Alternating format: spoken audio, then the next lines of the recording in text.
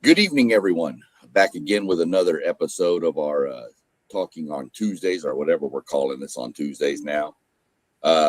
Just wound up dropping the checkered flag on my podcast, on my NASCAR preview. Now we're going to throw the ball in the air and tip it off. So we're going to look around, and we got a couple of good people here joining us tonight. We got Robert at WTP for Life. How's that going over in your world? Oh, everything is good, man. I'm glad I'm on work. I know that. Yeah, man, I'm having a good day today. Glad to be on the show this evening with you two fine gentlemen. Let's get it rolling. Good. Appreciate it. And then we got our man joining us down in the bottom who dominates every post there is. The high, the mid, the low. Sometimes I think the goal, but whatever he does, he dominates it. So how's it going over there post game? Hey, man, I appreciate that to the fullest, man. It is all good, and I'm excited to get on here and give my unbiased opinion like we do. I appreciate y'all having me tonight. How y'all doing? I'm doing good. I'm geared up, ready to get on this vacation starting. So we're looking forward to it. But other than that, let's jump into some of this. We got quite a bit we can discuss here tonight. But first off, just kind of a random topic, kind of a opening speech here. What makes March Madness something that you're never disappointed by? It's just it's must see for you. What makes it that? And Robert, you can jump off first. Man, for me, it's the fact that March Madness is always got something that's going to happen that you know is going to happen, even though you think that these teams shouldn't win these games. Every single tournament, somebody upset somebody that they shouldn't, and you know what's going to happen year in and year out, and it never disappoints because you like, wow, we knew it was going to happen. We just didn't know who was going to be that team to upset somebody that they should not have beat. And we also get an opportunity to see some players that we don't get to see a lot. But when tournament time comes, we get to see some guys and we like, whoa, this dude can go. Whoa, this young lady can really, really play. And it never disappoints, man. So I love March Madness. It's probably the greatest tournament in sports.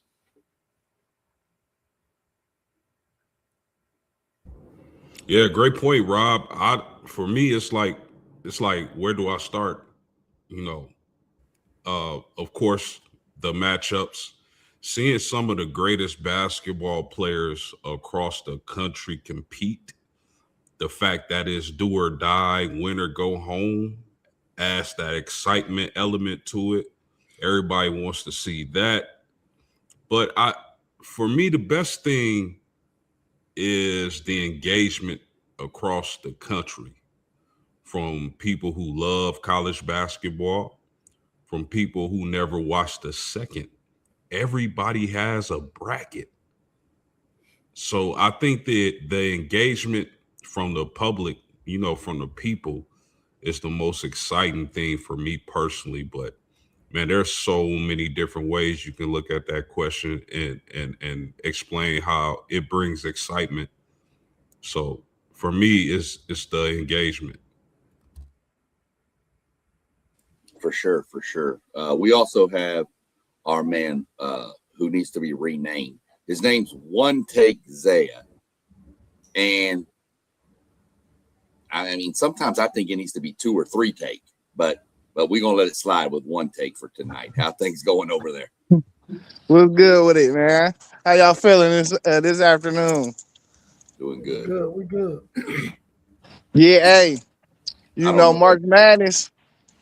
I hope the NCAA don't mess with it, man, because if they get the, add to it or taken away, I don't think it'll be the same. But I think it's such a good tournament because it's win or go home. Like it's like a real. I would say it's a less than 50% chance year in and year out that the best team is going to win. So that just make exciting sports, you know, because you never know what's going to happen. Yeah, 100% agree. My thing is partly what they, you don't have the Bryce Drew shot without March Madness. You don't have, as a homerism here, you don't have a Texas A&M storm back from 13 points down against Northern Iowa with 40 seconds left in the game. Those things only happen in March. And there's so many other things. I hate to bring it up, but that same year, Northern Iowa hits the three-pointer to beat Texas that, you know, from half court. Those things are forever ingrained in your memory. The Christian Laettner shot, those, you will never forget those moments. And it's because it happened in March Madness, not in January. So that's what I take out of it. All good points, though. And I do think it's the greatest tournament there is. Moving on down, talking the women's game here. You've got number 6 seed Notre Dame and number 10 seed Virginia. They're the lowest teams to make it through to the Sweet 16. In your opinion, who has the better chance to make it to the Elite Eight? Notre Dame squares off against Vanderbilt, really, really solid team in Micaiah Blakes. I think that's how you say her name. And then you've got Virginia taking on 3-seeded TCU. I know we normally let we'll let postgame go second on this one, even though one of his team's in it. We're going to let one take jump off this one if he can jump off and take this one first.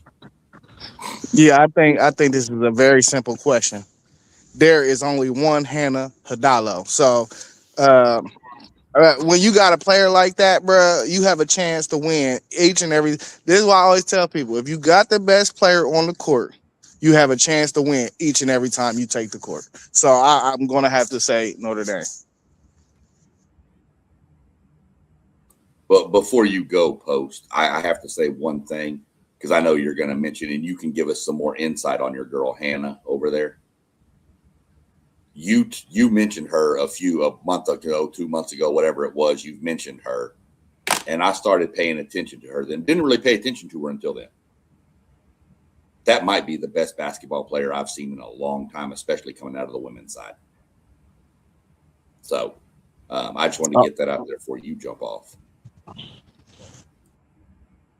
Yeah, and you know, that's part of the reason why I drop videos is to, you know, if I'm seeing something where I feel like, okay, this is generational or the type of stuff she doing, it don't happen all the time. It's unique.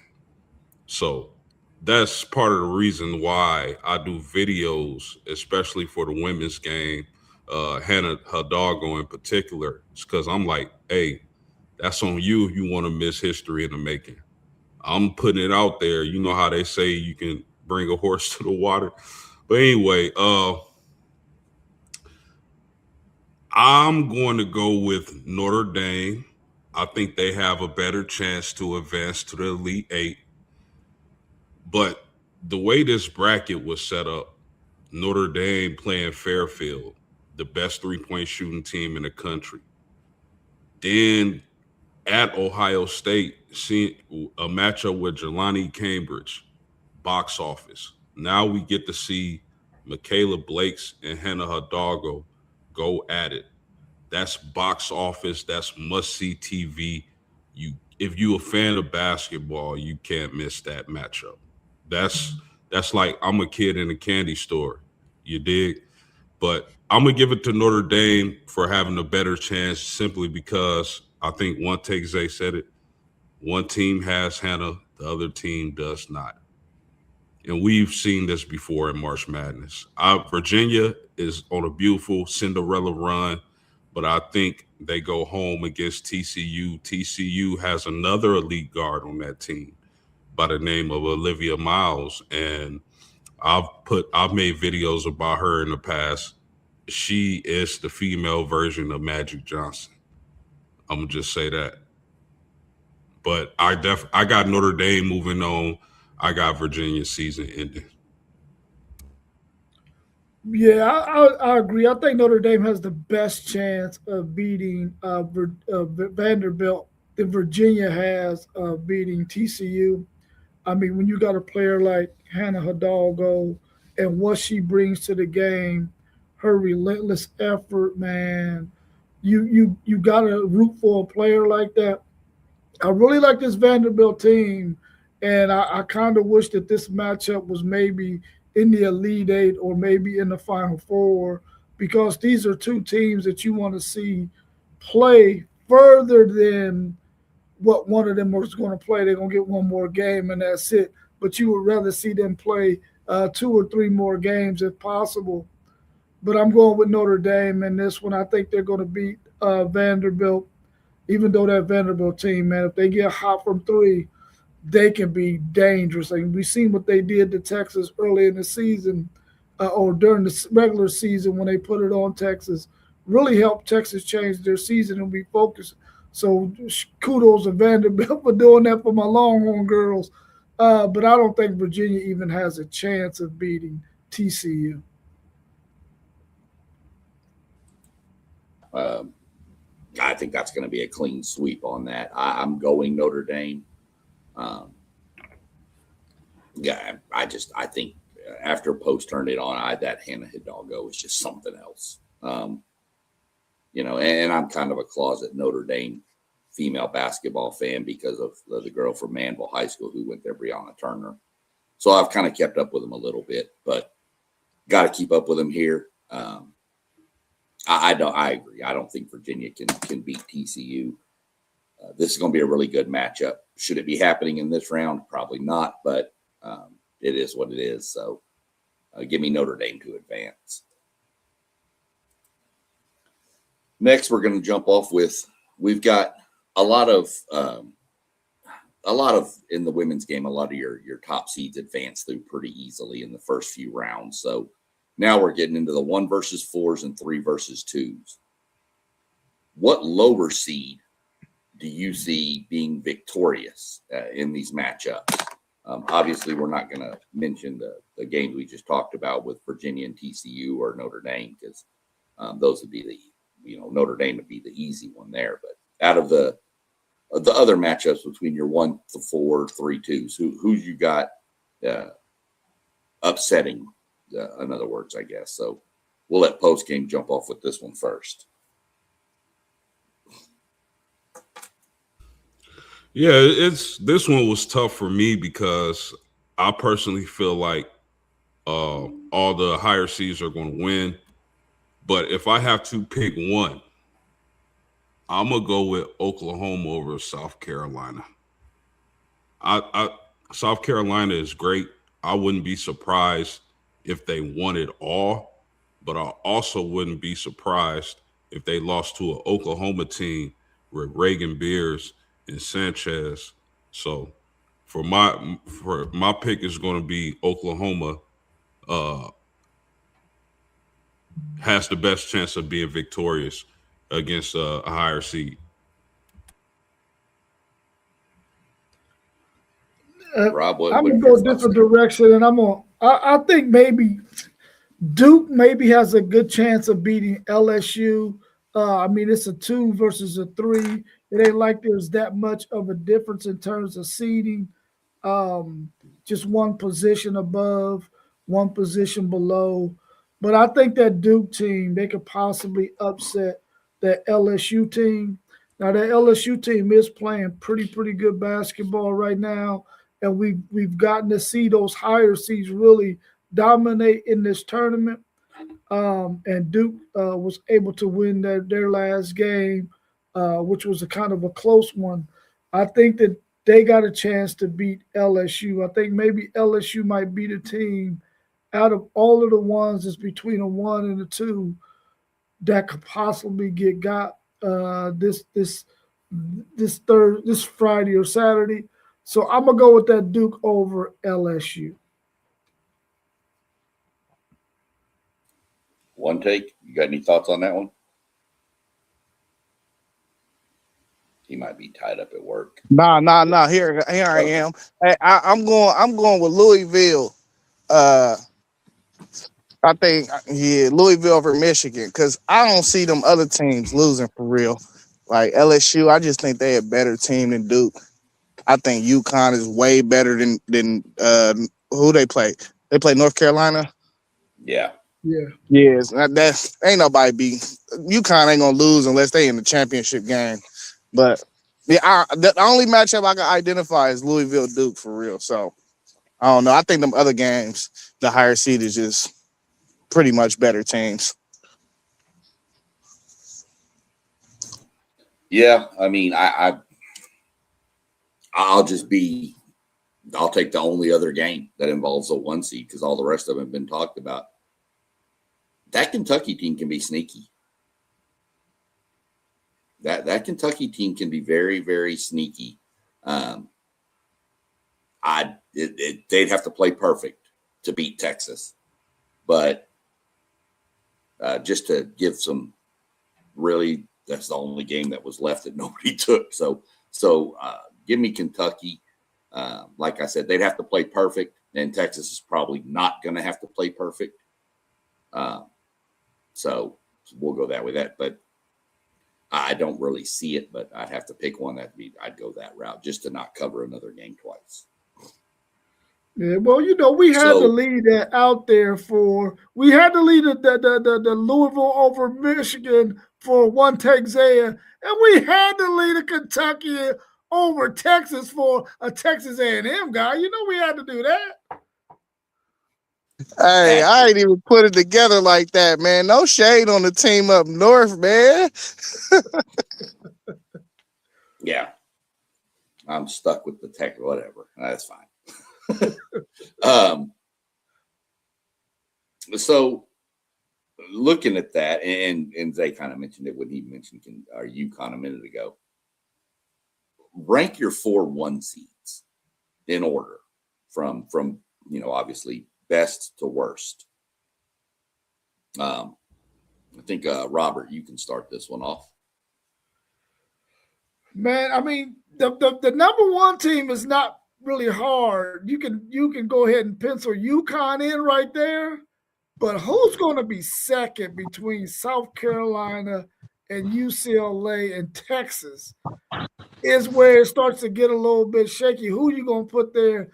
I'm going to put Texas there because they beat South Carolina twice, and the only meeting and only loss for UCLA this year came at the hands of Texas early in the season. So because of that, I'm going to put Texas at 2.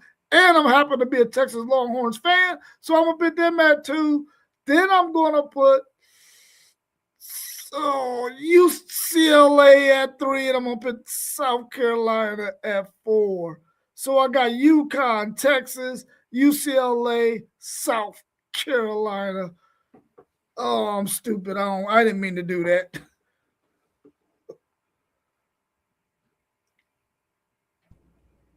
It's on me. You were one take. Whoever wants to pop off next. Yeah, it don't matter. I'll go. Hey, listen, man. Y'all know, Moss ain't here, so shout out to Moss. I'll take over the crazy road today, level up. I got you. Hey, my number 1 team is UCLA. I don't see nobody. I don't think nobody going to beat them. I think they're going to win it all. You know what I'm saying? Shout out to the Big Ten. We're going to get the men's and the women's side this year. 2, I'm going to go UConn. I think that's pretty clear. Everybody probably going to have it on 1. But, I'm going to roll with them at 2. Texas, I think Texas because Lady Durant is a real thing. She is the truth. I think she might be like a top 4 player in the country. So I'm going with Lady Durant, and then I'm going to go South Carolina because I seen South Carolina play LSU, and I kind of feel like LSU is a better team than South Carolina for real, even though they beat them.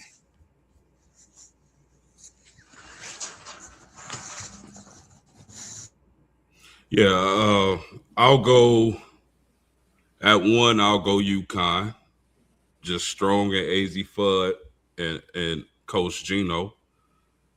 At 2, I'll take Texas. I really like Madison Booker, and she can completely take over the game on the offensive end. 3, I'll take UCLA, and 4, I'll take South Carolina. Yeah, I'm pretty much going to follow post game exact. UConn, UCLA, Texas, South Carolina. That's the way I see it. And I know Texas beat UCLA and South Carolina both, but UCLA looks so good right now. They could beat UConn. I mean, any of those times. UConn destroyed South Carolina earlier, but yeah, that's the way I'm going to rank them. So, anything else y'all want to mention real quick before we jump into the men's side? Y'all want to mention on women's March Madness? Just any kind of takes? Post game, I'll open it up to you first here, or say whoever. Don't matter. Yeah, man. Hey, congratulations, post game, man. We should have made a bet, man, or something, man. You gotta get an Old State shirt or something, because Ohio State and Notre Dame been bumping into each other a lot. So we might need you. We might need you to show up in a Ohio State shirt one time, and I might need to show up in a Notre Dame shirt one time if it happened like how it happened. You know what I'm saying? Hey, I know we don't got story time today, but let me give y'all, if y'all don't mind, a quick story, because it's really funny you just said that. So I'm 18. I'm young, Of course, I've always rocked with Notre Dame, but for that particular night, I was with 2 of my cousins. I had an Ohio State football jersey on, and I'm just trying to swagger it out. Everybody know I'm a Notre Dame dude, but anyway, I had an Ohio State football jersey on, and we riding around. We in South Bend, and we trying to figure out what we're gonna get into that night. So we like, yo, let's go to the campus or at least the apartments, and let's go party with the Notre Dame students. So okay, cool, we all in it. I'm not thinking correctly. Maybe I was under influence, maybe not, but I wasn't thinking correctly. And we get to the party, it's crazy. Everybody wilding. So we step out the car and we try to get in. And as I'm walking to the door, I'm wondering, like, why is everybody saying F Ohio State? Long story short, we didn't get into that party. I went in, I took the Ohio State jersey off, kept my tee on, and they still wouldn't let us in. Hey, what jersey did you have? Man, what jersey was that? I forget, man. That was a long time ago. That is hilarious.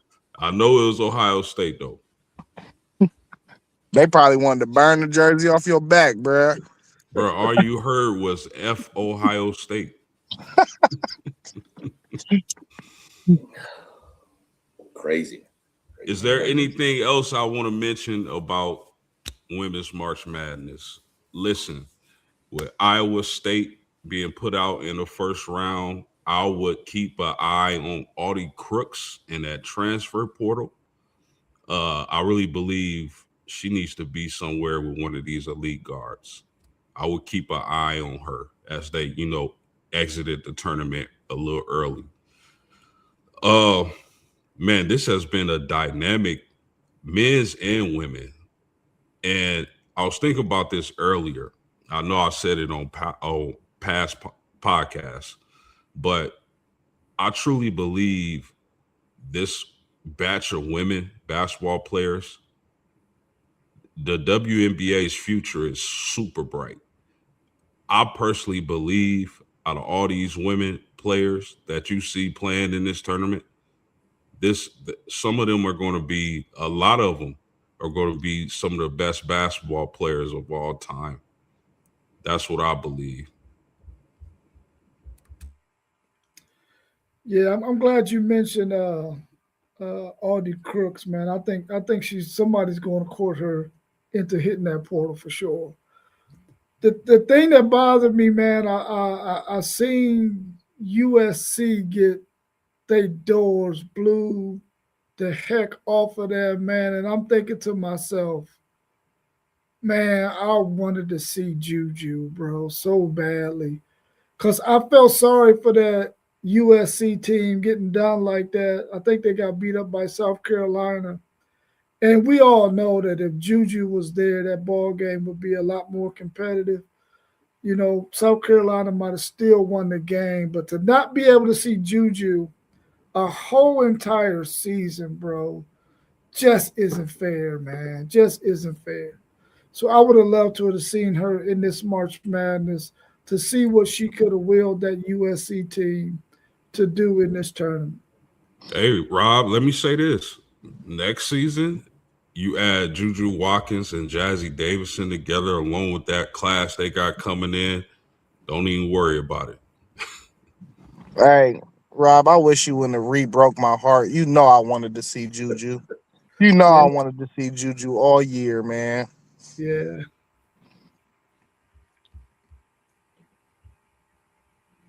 You got anything else there? Nothing? I'm already heartbroken. You're heartbroken now, so you're done. Huh? You're just gonna sit in the dark and just cry. It's there's not a whole lot more to say about it. I just think it's been one of the more entertaining women's brackets, especially than it has been in recent years. Yeah, you've had some blowouts. Of course, you're going to have that, but I think it's getting wide. The margin's getting narrower between some of these teams. Like you saw in the men's game, how it got narrower. I think you're starting to see that. You still got your dominant teams, but that's just kind of what I'm looking at. I don't know if anybody knows. Let me ask post-game a question real quick, if you don't mind, SEC. Oh, go ahead. Post-game, what do you think Aldi Crooks should be working on this offseason going into next season, whether she stays at Iowa State or she goes somewhere else? Because I'm quite sure some people are going to be courting her to hit that portal. What would you like to see her working on in this offseason? I mean, she can score. That's definitely not the issue. Her scoring in the low post is not the issue. The things I want to see Audie work on is, number one, her conditioning. I think that affects, her rebounding, because Audie, she could have a game where she got 10 plus rebounds, but it's not consistent. Like her rebound totals go like this instead of, like that. And I think that's a part of her game she needs to work on. At her size, she needs to be a more dominant rebounder. I would get with a nutritionist and I would try to cut at least 30, because I think she going to be a bigger size post player. But if she can get in the best shape she can, she could average 28 and 12 easily. And I think she will if she's able to do those things, she will really be the dominant force in college basketball that she's supposed to be. Hey, that girl from Syracuse tore her up. And it's all because of the conditioning, too. She tore up. Hey, from 17 feet. Everything was from 17 feet.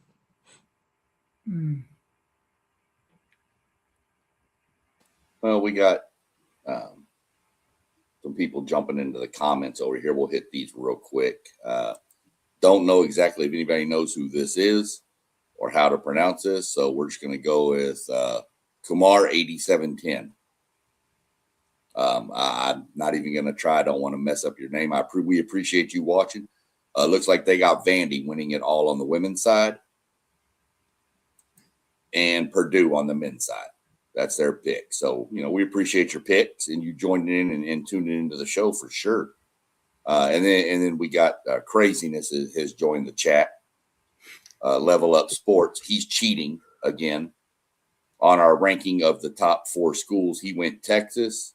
Then he went UConn, and UConn are both 2 and 3. So UConn's cheating. They're getting 2 schools. And then South Carolina 4. He didn't even say UCLA. He said the Big Ten ain't worth it. That's what he straight up said. That's not even good, man. No, we appreciate it, Moss. You know I got to give you a hard time.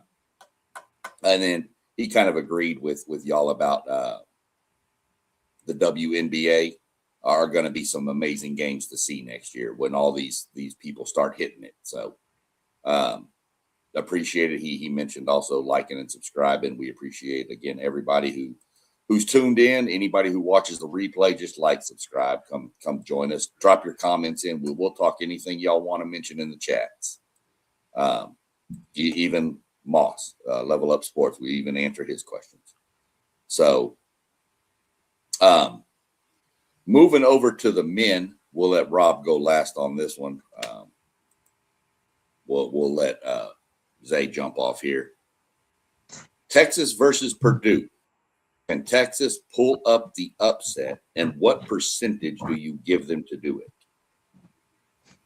You know, the percentage thing, I'm a gambling man. So, you know, the percentage thing, they probably say they open up at like 40-something percent, 43, 44%. I think Texas can beat these dudes, though.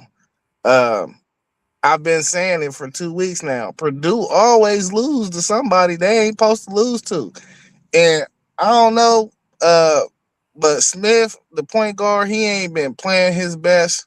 He ain't really been taking care of that ball for real like he typically do. He had 8 turnovers in the last game.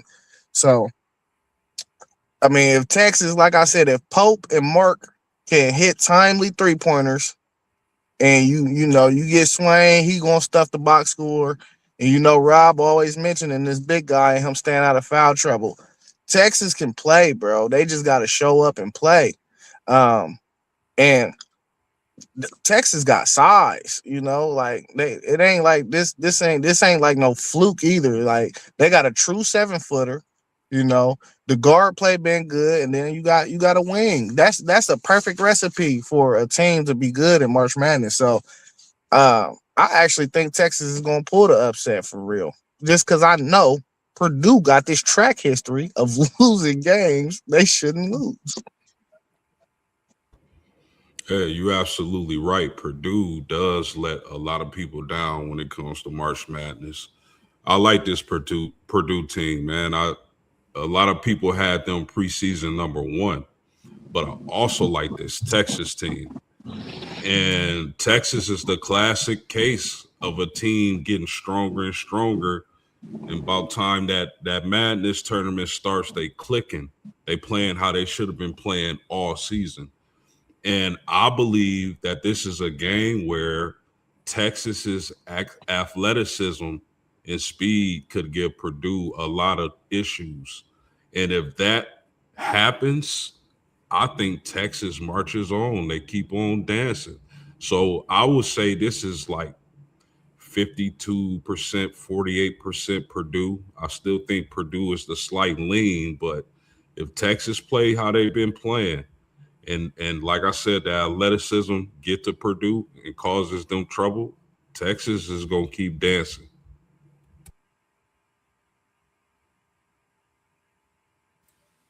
Yeah, I mean, God, I hate to say it, but I mean, Texas can win this game. They got to keep the Volkswagen, Vulcanitis, whatever his name. He got to stay out of foul. He has to. Texas, they just got guys. This game's going to come down to one of two things. Is Texas able to hit their threes? Timely threes, too. And does Smith keep turning the ball over like he has been in this tournament? If Smith takes care of the ball, I kind of like Purdue. If he plays kind of like he has been, I like Texas to win the game. So we'll just kind of see. I mean, I'd give Texas probably right now. I'm real close. I'm probably going 48-52 with Texas winning. Texas 52% to win and 48 to lose. I think it's a really good matchup. So that's where I'm at with it. And Rob, we'll let you get to screaming, hook them, and throwing stuff around and doing all that things y'all do. So have fun. I definitely believe Texas can win this game, but I got it as a 60-40 in favor of Purdue because I just don't know if Montas can stay out of foul trouble. He's going to have his hands full with the big boy from Purdue. Really, both of those guys. But like one take Zay,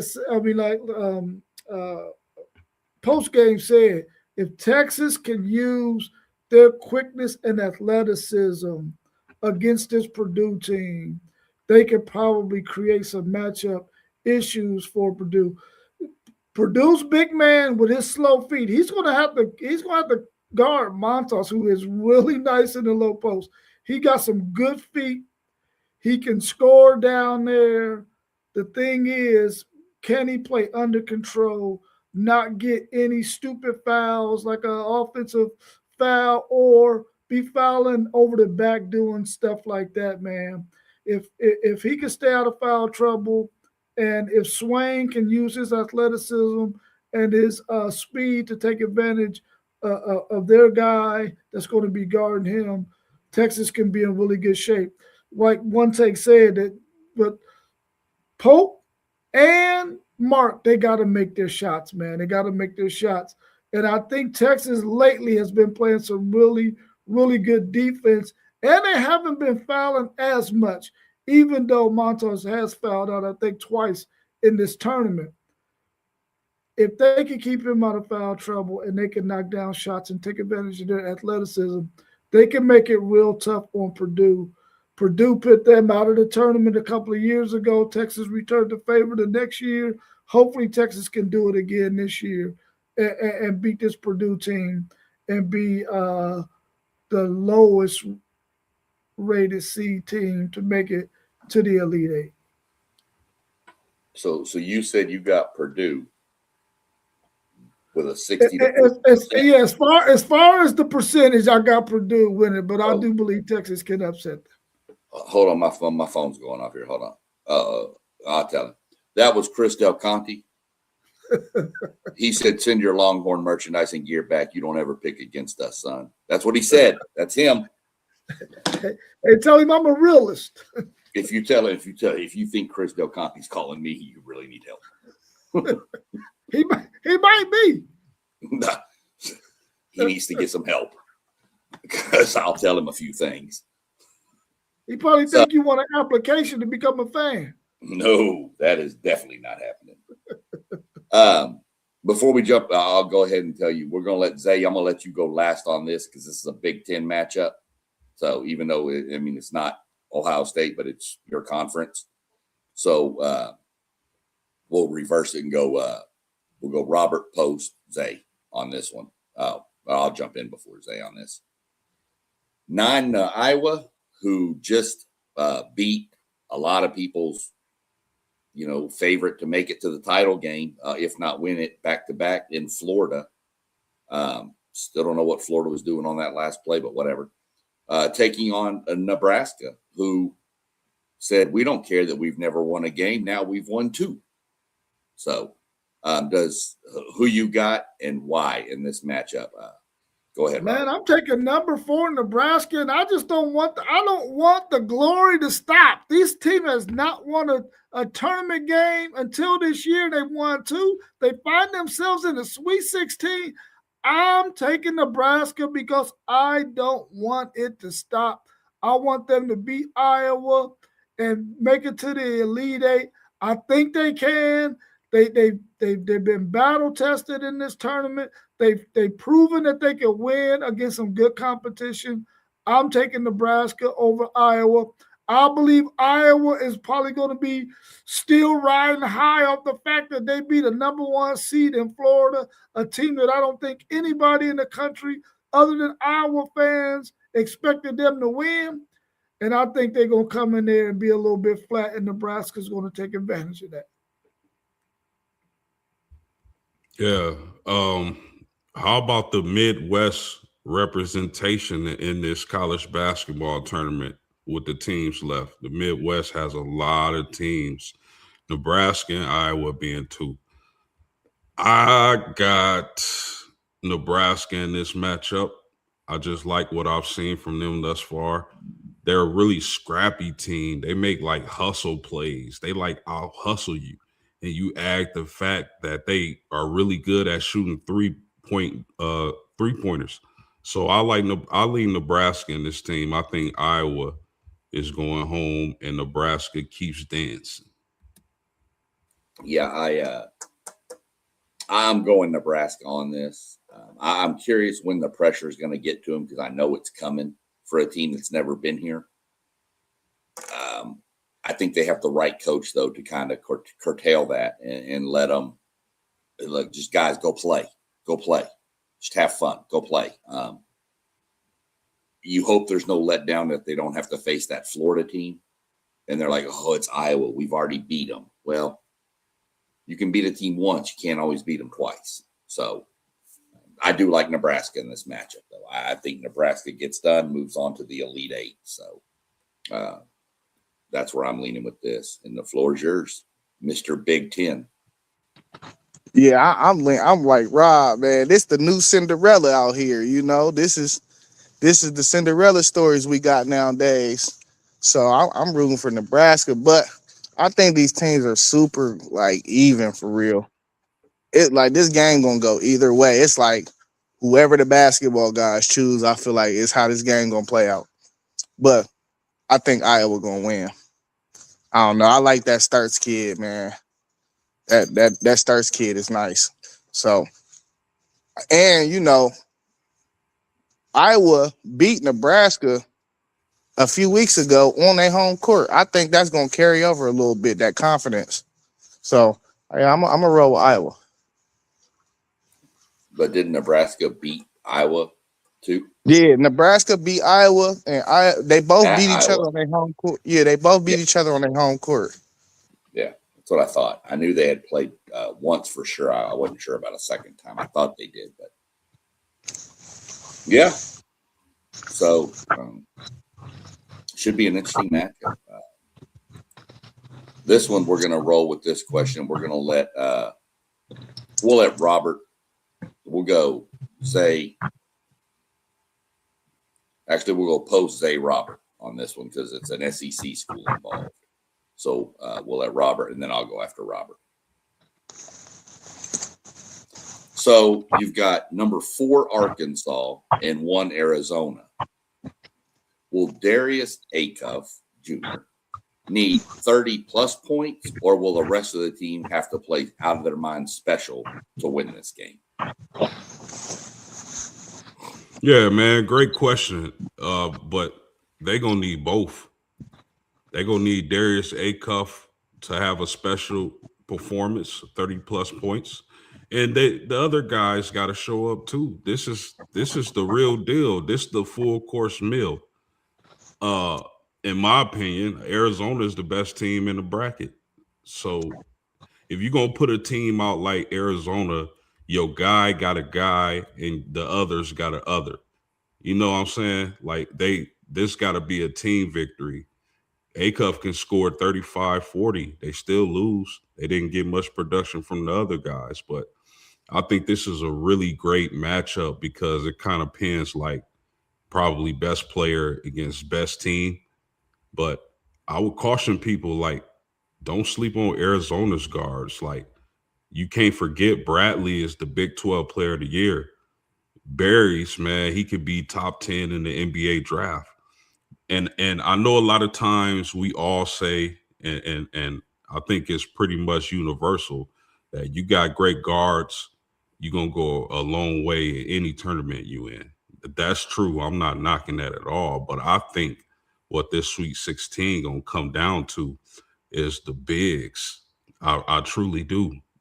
You think about Arizona with Awaka,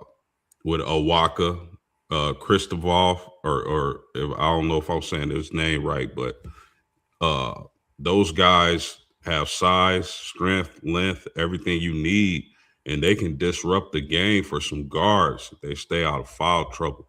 So I like Arkansas. I think Acuff is going to do his thing, but Arizona is a really good defensive team. As far as I think they rank like 3rd in the country as far as defense goes, and the way they rebound, I think is second to none. So I'm gonna take Arizona in this game. Man, I'm going with A-Cuff and them boys. Hey, listen, this is gonna be the best game of the whole slate, in my opinion, because I think you got the hottest player in the country versus the best team in the country. Now, this the thing though. Arkansas, Arizona, I like what postgame said. We know about the guard play, but I definitely agree. I think this is going to come down to whoever bigs play better, because Arizona, they got them footers over there, you know. But if we can get everything we need out of Brazil, and then they got the other dude supposed to be coming back, which he a senior too. So, you know, that added experience is going to be cool. I just need him to play about 15 minutes. And come out there and give us some good energy minutes. But if them two dudes can play and do something with Arizona's bigs, I think A-Cup gonna bring it home. He one of them dudes that at the end of the game, if it's close, I'm putting my faith in him. You know what I'm saying? I'm putting my faith in him. I'm rolling with him every trip. Yeah, I feel like it's going to take 30 and a special 30 points from Darius A-Cup and a special role from everybody else on this team in order to beat this Arizona team. I think they're the best team in the country as well, like many of you think. And I agree with you one take, Zay. If this thing is close, coming down the stretch in the last 2 minutes, I think what we're going to see is Darius A-Cup put this team on his back and will them to a win. I got Arizona winning it, but if it's close, I'm going to flip over to Darius A-Cup in Arkansas because I think this guy is going to will his team to a win. If it's close with 2 minutes left and they're only down 2 or 3, I think he can will this team to a win. And that's going to be the key for Arkansas, is to keep this thing close and then in the end make plays. But the key is they got to keep it close because Arizona can get up on them in double digits and go ahead and coast the rest of the way and win this thing by double digits. Yeah, I'm real interested in this. I agree with it. It's going to take both. A-Cuff's going to have to do what A-Cuff does, but you've got to get these other guys have got to do something. They can't just, you can't have A-Cup score what against Bama. He put up, what was it, like 49 or 56 or something against Bama, but they lost because he didn't really have any support to carry, to help. Y'all can answer this too if you think, but as far as roster, up and down the entire roster, I think this might be the most athletic team Arizona's faced. This team is super athletic at every position. And I know Houston's got some guys and some other teams they play, but man, they got dudes that are just athletic. So, I'm actually going with Arkansas in the upset. I'm going with Arkansas to pull the upset. I think it is going to be a close game, and I think A-Cuff does something down the stretch that just makes everybody go, okay, and supplants himself as the number one pick, if he hasn't already. So I don't know if y'all have thoughts on, is this the most athletic team Arizona's faced? I mean, just pure athleticism. Yeah, I don't know if y'all have any thoughts on that. That's just kind of my take on it. No, I wouldn't be surprised if this was the most athletic team, because I mean their athleticism, that the whole SEC this year is like, man, they got freakish athletes everywhere. So I would not be surprised. I would have to go through their schedule, but I wouldn't be surprised if Arkansas was the most athletic team they faced this year. Yeah, I didn't look at their whole schedule either. It just crossed my mind. I mean, Arkansas might be the most athletic team anybody plays ever all year. But very good, huge, great insight onto that, looking at some of the matchups there. But moving on to what I feel like could be the best game in the Sweet 16. with a massive, beyond massive home court advantage. You have Illinois dropping all the way down to that steam bath in Houston, Texas to face the Cougars of Houston. Whoever wants to jump off first, pop off on this one. There's a lot of takes on this game I'm sure we're going to have. This is a phenomenal freshman matchup here. But between the two freshman guards, though that's going to be something to watch. So anybody jump off, pop off on this one. Rob, you actually go last because this kind of is one of your teams with the Illini there. So posters, whoever wants to jump. Hey, you said this game is in Houston? Yep. Oh, that's grimy. Well, that's what. So the winner of the Texas A&M Houston game was going to get to play in Houston. So either way, one team was going to have a huge home field advantage because A&M is an hour and a half away from Houston. So it worked out perfect for A&M to fall into that South bracket. It didn't work out perfect with the outcome with Houston, but if you looked at the bracket, it looked good. But yeah, it's in. I want to say the Toyota Center. I'm pretty sure is where it's going to be played. Yeah, man. This is a differential and stylistic fight right here. You know, both of these teams is very, very good teams, very well coached teams. But I think my homerism is taking over. I think the best teams is in the Big Ten this year. So that being said, I'm going Illinois. I think, I think it's going to be a high scoring game, but I think they're going to hit more threes. I think that's what it's going to come down to, the three ball. Whoever hit more shots. There's shooters everywhere on Illinois, but Houston got shooters everywhere too down there. So but like you said, Sean, these point guards is crazy. This point guard matchup is crazy. So Flemings and Wagler, I don't think nobody can guard. I don't think nobody can guard Fleming. Man, it's a tough game to pick though. But just with my Big Ten homerism, I'm going Illinois because I really don't even know who to pick in this game, honestly. Cool. What must each team do to pull off the victory? Well, for Houston, I think they gotta come into this game doing what they've been doing for the last 2 years. That's being really physical, playing great defense. They got one of the better coaches in America, and Sampson. I remember him back in the day at Oklahoma. But they just got to be the more physical team. I think Illinois struggles with physicality. I mean, we've seen that with Michigan. And I really like Sinek and Tugler for Houston as their big man. We all know about the three guards Houston has. That's going to be a very fun matchup. For Illinois to win this game, they're going to have to be physical. They can't be bullied. Stojakovic is going to have to hit threes. Wagler is going to have to play like a lion. They cannot turn the ball over. If you turn the ball over against Houston, you can look up, it'd be 33-67. So they have to match the physicality and not turn the ball over and make the shots that they normally make. And absolutely, I'm gonna say this. I know it's low hanging fruit, but rebounding, man, I'm telling y'all, rebounding makes the difference. If you can rebound against you got a chance to beat anybody. So those are the things that those two teams have to do. I got a slight lean towards Houston. I just think their experience, their coaching, the way they play ball, man, and them making that run they did last season.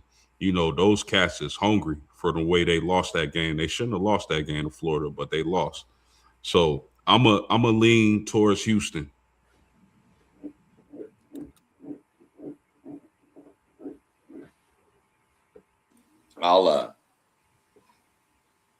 One thing I noticed with Illinois is the way they run their offense, they're going to get open shots.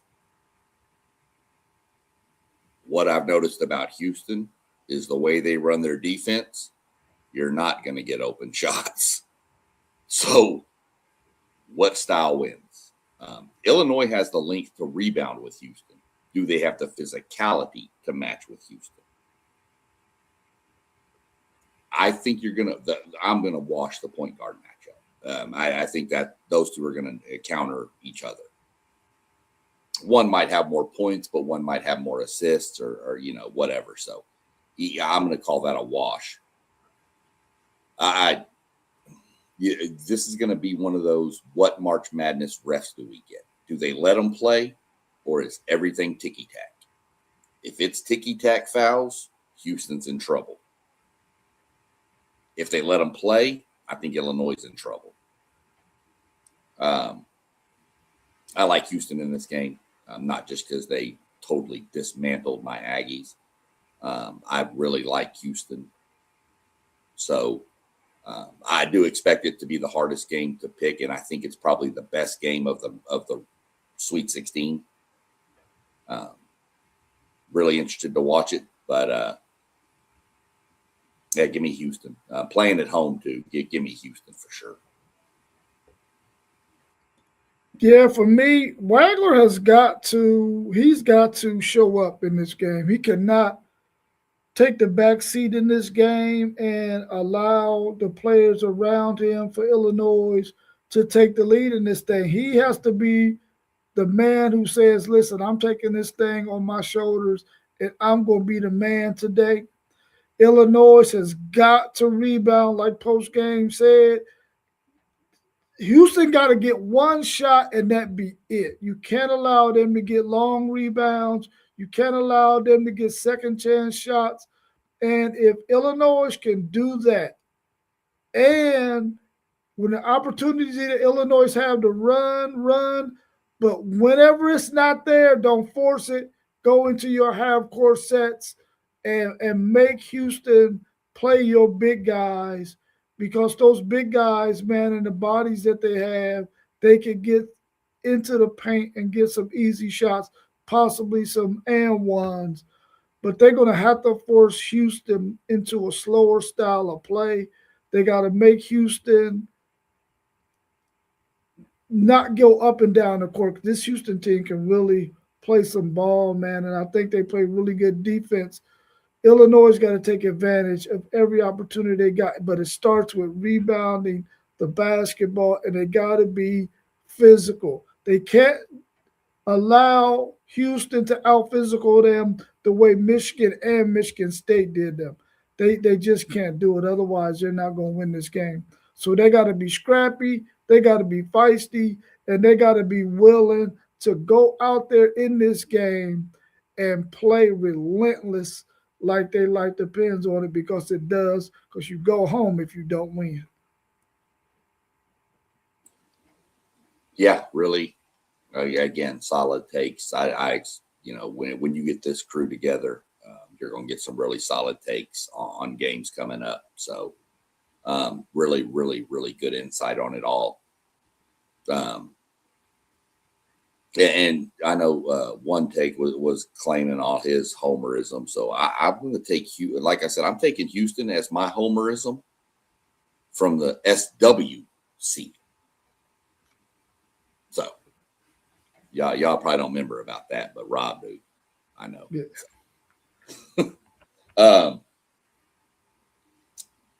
Y'all, we'll go around the horn with any updates you might have from your football team this spring. We're going to go with Rob because I want to get the Texas one out of the way. Then we'll drop down to post game with some Notre Dame. We'll let one take go, and then I'll finish it up with A&M. So, anything you want to mention going on? Any hearings? Any? Hopefully not from anybody. Any injuries that could be serious and make a guy sit? Anything you've heard of? Just give us some updates on your team. So for the new fans that might be watching this for the first time, just mention who your team is and give us some updates about them, if y'all would. We'll just go around the board. Well, my Texas Longhorns is in practice number 4 today. Their second day in pads. Of course, Arch Manning came back today. how much he was back is to be determined because we know they're going to slow roll him. Also, Ryan Wingo came back today. So that the fact that those two guys are at least out there almost semi-participating is a good sign. You don't want them to push it too hard because you're going to need them for fall ball, but you at least like the fact that they're out there being able to be with the rest of the guys and doing some of the things that they're doing out there as well. The thing that I like the most is that the young guys for Texas are actually getting that work in, and it really shows how important it is now when you play any college football. You got to get on that campus as soon as you possibly can. Getting there in the summertime does you a disservice if you can get there during the winter session or spring session, however they determine it. When you get in there to that second semester, you want to be there on campus so that you can be there during spring practice. A bit of bad news is the fact that Jonah Williams is going to miss all of spring, diving for a ball in baseball, re-aggravated his shoulder, had surgery, which now he has a decision to make, in my opinion. You're either going to have to decide you're going to play baseball or you're going to play football. And I think for me, even though I want him to play football badly for the Texas Longhorns, I think he needs to go ahead and focus on baseball, in my opinion. But the fact that our safety room is starting to come together, there was the one spot on this team that we had some concern. I had some concerns because you got Derek Williams coming back off of the ACL from 2 years ago. You hope he's going to be up to speed. You lose Michael Taft. Hopefully, Kobe Black and that team understands that maybe he needs to move to safety because he's not as fast of a corner that you might need in this SEC. So hopefully he'll move there. But the linebacker position was another position I had some concerns with. Even though they got two solid guys in the portal, they're not the biggest of guys. So, you know, that kind of worries you in the SEC where you know they're going to run a lot. But I'm happy to say that Tyler Atkinson is playing really, really well as a freshman. Will he get some burn? It's possible because Ty Anthony Smith is still nursing a shoulder injury as well. So he's out during the spring too. So a lot of these young guys have an opportunity to get out there on the field, which is the thing that I like the most, because you got to have depth when you feel like your team can play 16, 17 games in a season if they make the playoffs, which I believe Texas has a good chance of doing with the veteran experience that they have and the talent that they have. So hopefully these young guys will continue to get better week in and week out, learn the system that's being put in front of them so that they can make a long run and they can get a lot of players playing throughout this season so that our top players don't have to play as much in the less meaningful games. Real quick before you jump on Notre Dame post game, I want to mention something to Robert. I saw that kid play football and baseball. Williams down at Galveston Ball. First game of his senior year was against the team Manville, where my son went, and I watched it, and that kid dominated us. But he's a much better baseball player than he is a football player. He could out-athlete some high school players back in the conference, in the division they played in Texas. But once they hit the big dogs of high school football in Texas, he was shut down. He's a phenomenal baseball player. In my mind, he needs to stick with baseball. But I agree. You know, the kid's going to do what the kid wants to do, and more power to him. I hated to see he got hurt, even though he's a Longhorn. I hated to see it. I think he's a really good kid. So didn't want to interrupt postgame. We'll let postgame jump on with. Yeah, no problem at all.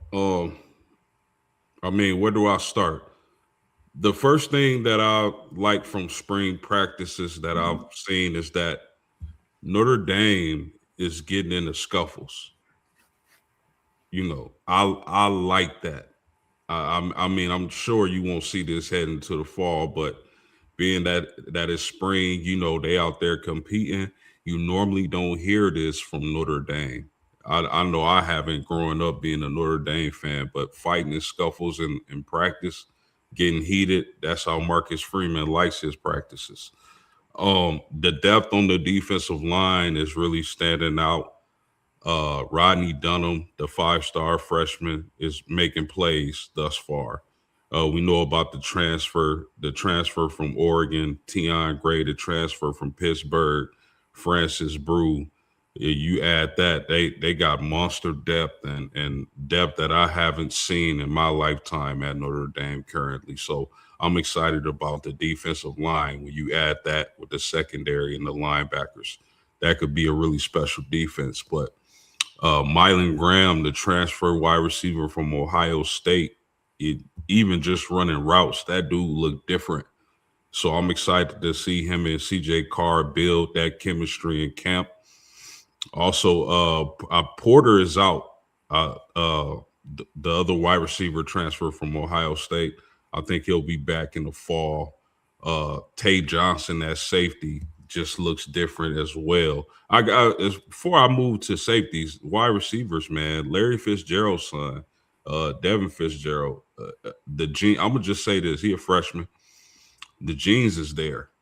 The eye test is passed, and I think one take Zay asked me maybe a few months ago, what freshman do you think is going to surprise? And that's the name that I brought up. But as far as safety goes, Tate Johnson, and we all know what Tate Johnson did when he was inserted into the lineup, like the second or third game. That Notre Dame defense changed. It's different when you got a safety, and I'm pretty sure Ohio State fans can attest to this, but it's different when you got a safety that can lock down a segment of the field. Like we know better to go that way because we know it's gonna happen. So Tay Johnson at safety is really fast, really athletic, and he looks like he got the goods. But I already knew that from last season. Offensive line, you know, are we gonna see Charles Jagasaw? We heard about the devastating injury he had last season. I think what was it, a RV or something like that? He fell off. Man, he don't like his third, fourth, fifth surgery. So at this point, I'm just praying for that young man. You know, hopefully he's able to get back this season, but that's not a guarantee. The offensive line was, you know, they trying to figure it out. You know, you got Will Black at left tackle now. They moving Anthony Knapp in the left guard. So for the offensive line, for me, is going to be the biggest dictator of success for Notre Dame this season. If they can have a top 3 to 5 offensive line coming into the season and playing that way through the season, through the duration of the season, I like Notre Dame's chances this season. So some really interesting things coming out of camp, and I'm excited, fellas. Yeah. You know, we got to get on the Ohio State University. Hey, I can't wait for football season. Y'all hear me, man? Football season be making me itch, bro. I be getting the shakes thinking about it. But hey, listen, we got a lot of things going on. Some good, some bad, some things that I'm questioning, some things that I'm sure about. First, the first as starters. They said my boy Tavian St. Clair is looking like that guy out there, you know. And I don't know, the schedule is built how it's built this year. And I'm telling you, if I see a deer in the headlight with Julian saying, you're gonna hear a lot of fans calling to see Tavian, bro. Because the way they talking about him is the game to slow down for him. And y'all know what that means. He a 5-star dude too. So looking forward to seeing Tavian in the spring game, is seeing that growth. But our top 2 running backs is out. Bo and Isaiah West is out all spring. So it's going to give other guys a chance. Turbo, Legend Bay, he already, everybody in Ohio State love him now already. I don't think we've seen a player on our roster like him in quite some time, though. So looking forward to seeing what Legend Bay and how they can deploy him But this offensive line thing, the last time we seen our offensive line, we seen them get torched by Miami. And this is the part that ticks me off about Ryan Day. They talking about we got 4 out of 5 guys that return. They talking about they ain't shuffling these dudes or nothing. They rolling the same guys back. I don't like the idea. You know, we're not gonna sit here and play like Austin Saraville is a left tackle when in actuality you can look at him and tell he's a guard. Like, where is these other guys like Ian Moore and these dudes where is the Armstrong twins? Can we look at anybody else at left tackle? Because the last time we seen this offensive line, they got torched.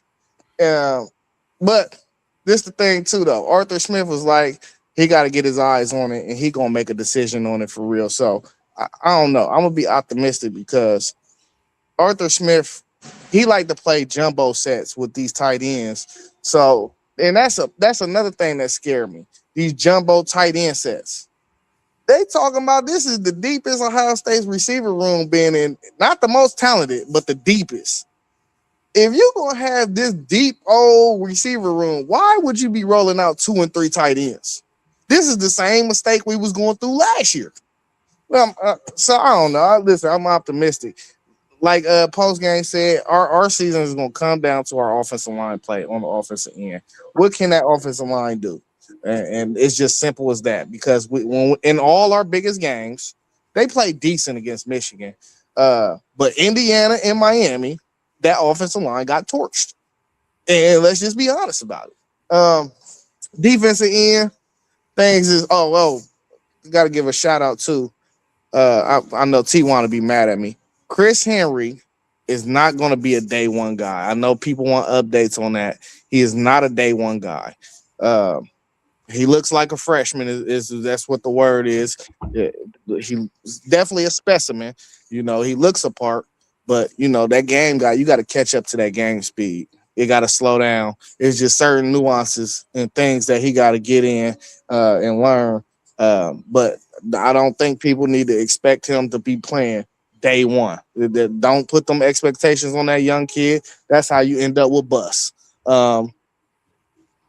And Devin McEwen, who we got from UTSA, and Kyle Parker, who we got from LSU, they said these dudes look different. Okay. They said they look like NFL guys. So they'll be fighting for the Z position at receiver opposite of Jeremiah. I don't know. I think I like either one of them guys really playing in a spot, because Ennis ain't explosive like he need to be, in my opinion. But we'll see how that shake out. But on the defensive end, Saudi, we lost Riley Pettijohn for the whole spring. He is hurt. So, yeah, he hurt. Was looking for a lot of growth out of him because I think that was probably going to be our best linebacker. We still got Peyton Pierce, though. You can pencil Peyton Pierce in. But, man, losing Peyton, Riley Pettijohn for the whole spring, that's a blow to the defense, even though we got the kid from Wisconsin who's a tackling machine. He's slow-footed, though. So I don't know how that's going to work, because Peyton Pierce is kind of slow-footed. Pettijohn, he more of a specimen. You know, you look at you when you come to practice or you see them dudes on the field, you be like, who is that guy? You know, he's one of them type dudes. So losing him and letting him grow all through spring, that hurt. But they said Devin Sanchez is looking like a shutdown out there. It looked like he took the next step, which is great, because I really don't know if I got too much faith in Jeremiah Matthews being my number one. I need Devin Sanchez to take that jump, because if not, it's going to be some problems for that secondary. But outside of that, man, the safeties look cool. We're not going to be able to replace Caleb Downs, you know, but it's a lot of experience back there. Shout out Leroy Roker. Leroy Roker was actually one of the highest graded players we had in PFF last season when he hit the field. But, I mean, you're not really going to take Caleb Downs and Jalen McClain off the field. So he didn't see a lot of time just because when he did get in, he had to play nickel. So Leroy Roker looked like he gonna be one of them guys that not too many people know about him, but when you see him, he gonna always be popping and making plays. Am I missing anything? Oh, James Smith. looks like an animal. We always need a one tech at Ohio State. We always need a monster one tech. He's going to be the guy that takes over McDonald's spot. And they said when he hit that bag, it just sound and looked different, you know. And that's a guy that Alabama didn't even mind leaving. So we'll take him. And that's about it, man. I'm looking forward to this team though and seeing what they can shake loose. You know, we lost a lot of defensive talent. But I think the defense is going to be just fine. I think Matty P got that on lock, but I am definitely worried about that offensive line. I'm not liking the reports. I'm not liking none of that.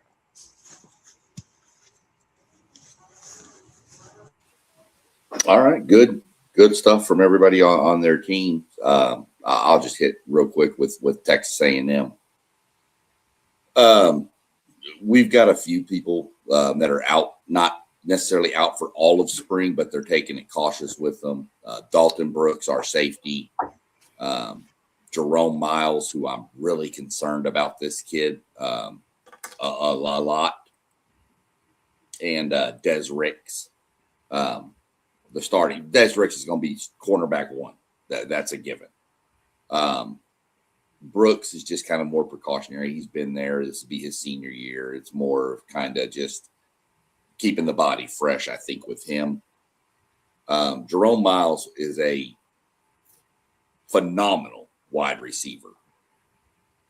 He blew his knee out, I want to say running track in Utah his senior year in high school, and of course missed all of last year.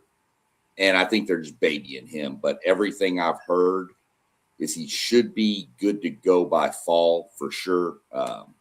I hate that he's missing some of the stuff with the spring workouts with Reed and the other receivers. But everything I'm hearing is trending that he's going to play some in the spring, just very, very sporadically. But everything I've heard is he's in good spirits, and everybody says the kid's a freak when he's out there on the field. And that was a concern of mine with A&M. With I know it sounds crazy with our receiving needed an upgrade. But yeah, we had Concepcion and Craver, who were phenomenal, but they were the same receiver. Smaller, fast, make you miss, take it to the house. We didn't have the big body that you could, hey, we need a fourth down fade in the corner of the end zone, go get it. We didn't have that. We got the transfer from Alabama, Isaiah Horton, who is looking amazing. That kid looks like, what's going on with Bama? You're letting people just leave like this, whatever. So we're glad he did. My big concern for us is twofold. It's the same as others, offensive line. We were a very experienced offensive line. We were good. Didn't necessarily get shoved around a lot, but had trouble opening run holes, especially in games against a good D-line. Texas, Miami. We couldn't get the running game going against those teams that we needed to. So brought in 4 new starters on the offense, all SEC guys. And you have your center back. So you have the anchor back in the center of the line.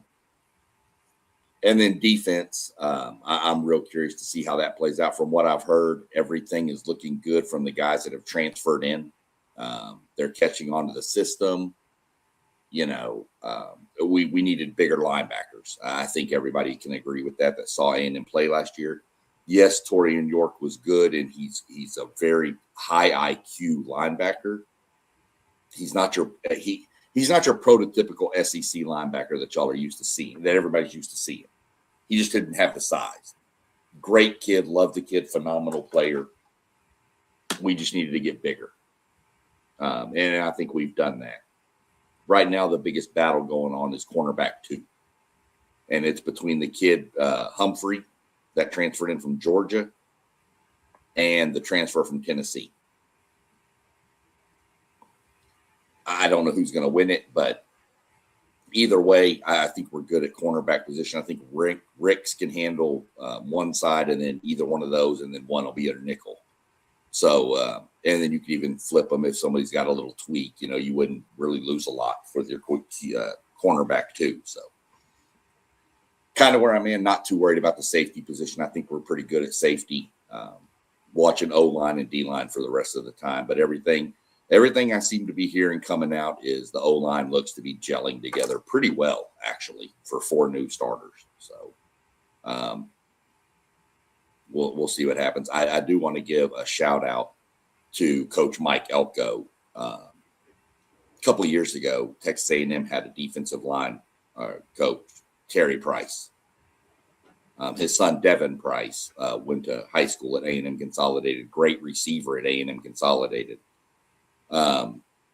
Terry Price was one of the best guys. He was famous for his little barbecues and swimming parties with the recruits and stuff, all cooking all these briskets for him and stuff. He passed away a couple years ago, right before the season started. Mike Elko reached out to his son and brought him onto the staff. So tells me a lot. I mean, not he's a good guy too. He knows ball, obviously, but for Mike Elko to reach out and give a kid a chance to kind of start making his college path says a lot about the man that Mike Elko is. And I don't think anybody on here could say anything bad about Mike Elko. I know post game raves about Mike Elko. So thought it was a really cool gesture. Just something I wanted to throw out there. Hey, I got. If y'all don't mind, I got a question for SEC Shine, you and for Rob. SEC Shine, have you heard anything about how Marcel Reed is looking? Everything I've heard, I mean, he's splitting. He's not really running. He's getting his reps, but he looks good from what I've heard. Him and Isaiah Horton have a really good chemistry already, which is good. Obviously, he has a connection with Craver and Ashton Bethel Roman, but the connection with Horton seems to be there, and it seems like Horton is kind of taking the lead in that receiver room and kind of making people stay after practice and throw more. But from my understanding, Marcel looks good.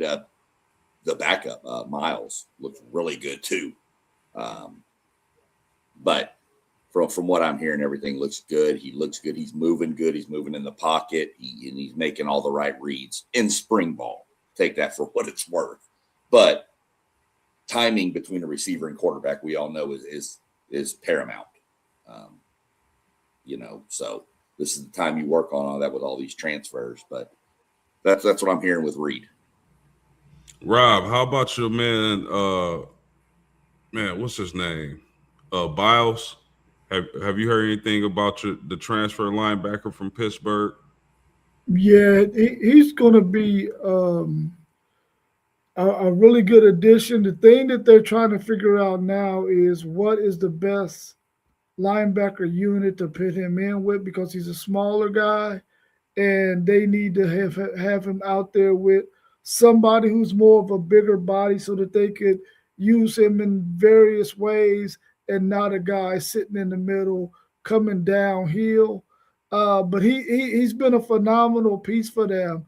They just have to figure out who they're going to put him out there with, because that linebacker room is really a lot more loaded than what I thought previously because of the type of scheme that Will Muschamp runs. It's going to be interesting to see, because it's hard to put him and Ty Anthony Smith out there at the same time, because they're really the same people, and neither one of them is a downhill thumper. But he will be one of the linebackers who's going to start this season. Who he's paired up with is going to be the question, because he's definitely going to be linebacker one for Texas going into the season. Do y'all run a 4-2 or 4-3? Do y'all have 3 linebackers or 2 linebackers in a nickel? They're going to run something similar to I don't want to necessarily say a 3-4, but what's the name is going to be playing linebacker. Colin Simmons is going to be playing like a linebacker, bro. Yeah. Hey, we're gonna abuse them slow linebackers. You hear me? You said what? We're gonna abuse them slow linebackers. Get your Ohio State shirt ready again. We're not gonna be worried about that because we're gonna control the line of scrimmage. We're not worried about that. They're gonna have, well, this is what it's gonna look like. Post. They're gonna have 3 down linemen. It's probably gonna be Harold Canoe, Ian Jaffard, and Alex January, and a combination of Alex. Of course, Colin Simmons is going to be out there, but it's going to be almost like I said, like a 3-4, similar to that. But they're going to probably spin big. The safety, Jelani McDonald, will probably come down and play the star position, which is in the slot to help in run support. But it just depends on what all these other safeties do. If we could get Phil Sami back healthy, he's out there in spring right now too. So we need those guys to get back healthy. Then you'll really get to see what that defense look like. But in terms of Bowles is going to be linebacker 1. Hey, y'all running a multiple defense. That's what it sounds like. Defense. Multiple, yeah. If I'm not mistaken, Kirby likes to run a multiple set. There's no design 3-4-4-3. He'll run a 3-4 for 3 plays and then flip to a 4-3. He may flip to a 4-2-5. Yeah. Muschamp is notorious for that, and it works most of the time. And then when it doesn't, it goes bad. But that's normally what I remember Muschamp doing. Previous stints was a multiple defense. But he prefers a 3-4. Yeah, I our prefer a corners 4-3. just have to be able to play man to man. You Right. won't see them doing what PK had them doing last year. They're gonna play a lot more man to man or matchup zone, that kind of stuff. So But they won't be 20 yards off of a guy when it's 36. That's for sure. What them That's corners looking like? Our corners are going to be really, really good. I mean, of course, we got Bo Masco is going to probably be starting that one. And right now, the decision is what are they going to do with, what's the corner's name? The freshman from last year. I can't think of his name right now. But if he's going to play corner, or is he going to play in the slot? But our corners are going to be all right. We're going to be all right at the corner position. Hey, all right. I'll leave the trash talk for work tomorrow. Someone say, you gonna start already, man? We in March, bro. We got a ways to go before that game. Hey, listen. Hey, SEC That's Sean, why- man, I ain't That's why gonna me lie and to you. Post, even if we was playing post, I wouldn't even be yet. I'd just be like, hey man, let's just see what happens. I'd be really calm with Notre Dame. I don't like to talk trash when my team plays somebody like You like to talk trash every other time, though. That's right. One thing I want to say about the defensive thing y'all were talking about was I hope Mike Elko finally gets the players he needs in there to get out of that damn 4-2-5. I hate that defense. When he was at A&M as the DC, Mike Elko was running a 4-3, and A&M had a great defense. He got there with what he had on the roster when he got there. The 4-2-5 made the most sense. I hope we're getting to where we can get away from that, but we'll see.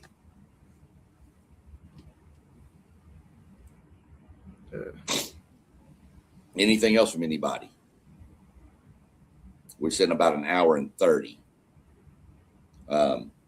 Real quick, I don't know if y'all saw this. St. Mary's, that guy that was their leading scorer and rebounder. I don't even want to try it. Maraskis from St. Mary's has entered the transfer portal. Oh yeah, and Hubert Davis got fired. Yeah. Oh, he did. Yeah. Well, and I don't know, Zay, maybe you know is it Shelsted or Shellstead? Anyway, somebody they played at Oregon. They're entered the portal. Oh yeah, that power forward dude. I know who you're talking about. So, just a couple of quick little portal notes. Other than that, your Columbus Blue Jackets are winning tonight, so kudos to them. Still got the push running for the playoffs. Nothing else from anybody? Oh, Rob, you want to go ahead and give all your info out about your websites and everything right there? yes, yes, yes. Please go check out our website, WTPSportsDudes.com. We got some updated material on there. We definitely want you to go into the news and blog section and give us your thoughts on the blogs that we got in there. Read them carefully. Hit us up on our email at WTP Sports Dudes at gmail.com, so that way you can respond and we can post up your response onto the website. So go check that out.